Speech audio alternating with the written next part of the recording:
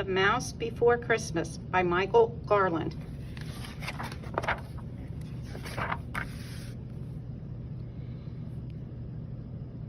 On the night before Christmas, there was a young mouse who was stirring and whirling all through the house. He longed to see Santa, that jolly old soul, so he stayed awake late and then crept from his hole. Out in the kitchen, Mouse stacked up a treat, chocolate chip cookies for Santa to eat. He made not a sound as he hurried and scurried, but Puss was asleep, so he needn't have it worried. Now on the fireplace, Mouse gave a sigh. Though the cookies were heavy, he held the plate high. Next, where to hide? Mouse looked around quick. Snug in a pot, he could spy on St. Nick. Mouse waited and wondered and almost dozed off until hoofbeats and sleigh bells came from aloft. From out of the fireplace, bang, crash, and tumble, popped merry old Nick in a heap and a jumble. Mouse was delighted his wish had come true, but what now, he wondered? What more could he do? As Nick stuffed the stockings, which started to sag, Mouse tippy-toed near for a peek in his bag. Soon Santa was done, time to hurry away. He snatched up his sack and sprang out to his sleigh. With a swoosh and a swish, Mouse was bundled inside, but down in the darkness was no place to ride. It's stuffy, it's crowded, Mouse started to shout, and he squeezed, wiggled, scrambled to find a way out.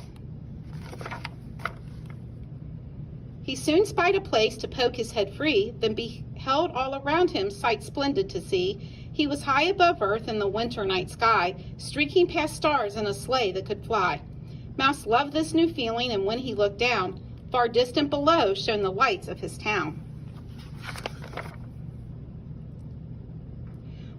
Onto rooftops, down chimneys, old Santa did race. Mouse marveled the reindeer could keep up the pace. They soared past high mountains, skimmed low near a river. The twists, dips, and turns set his tummy a quiver. Over bridges and castles and towers they flew. The rooftops of London gave Mouse a great view. Thrilling sights waited in each foreign land. In Holland, the windmills by moonlit looked grand. Mouse had never imagined a world so wide. He lost count of the wonders he'd seen on his ride. Crossing cities and countries, over desert and sea, past the Sphinx and two towers and Miss Liberty.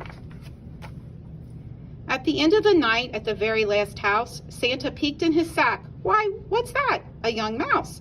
Mouse was so startled he feared he'd just squeak, but in Santa's kind gaze he found he could speak.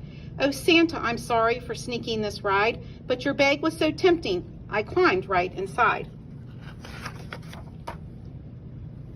Santa just chuckled. Little friend, don't you worry. Hop on my hat, you'll be home in a hurry. Mouse clung to the friend. The wind chilled his face. The rocket-like sleigh zoomed and hurled through space. Back home safe and sound, there were presents for all. The one Mouse liked best was a hat marked size small. Then Santa crouched down till his beard touched the floor. The friends waved goodbye through the little front door. It was so late at night, Mouse was ready for bed, but he wanted to try his new hat on his head. It was just the right size, not too big, not too small, a hat just like Santa's. Mouse felt proud and tall.